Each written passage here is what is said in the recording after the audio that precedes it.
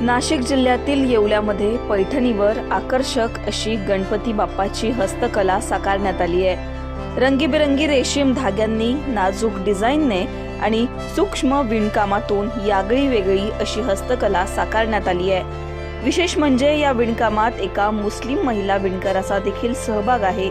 रंगसंगती, डिझाईन आणि विणकामात आपलं कौशल्य दाखवत गणरायाची ही प्रतिमा अधिक सुंदर करण्यात आली आहे। ही हस्तकला साकारणाऱ्या नाजमीन शेख नेमकं काय म्हणाल्या तेही पहा।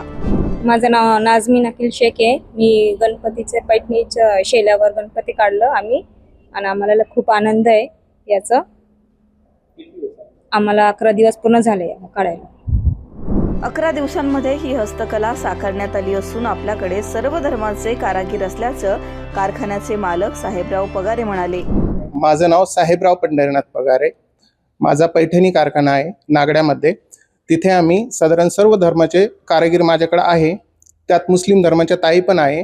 माझी मिसेस आणि मुस्लिम धर्माच्या ज्या ताई त्यांच्याकडे आमच्याकडे जो ऑर्डर आला होता शेला, त्याच्यावर आम्हाला गणपती बनवायचा होता आणि गणपती साकारण्यासाठी माझी मिसेस व त्या मुस्लिम ताई यांनी दोघींनी एकदम मनापासून कष्ट घेऊन ती मूर्ती साधारण 11 दिवसामध्ये पूर्ण केली।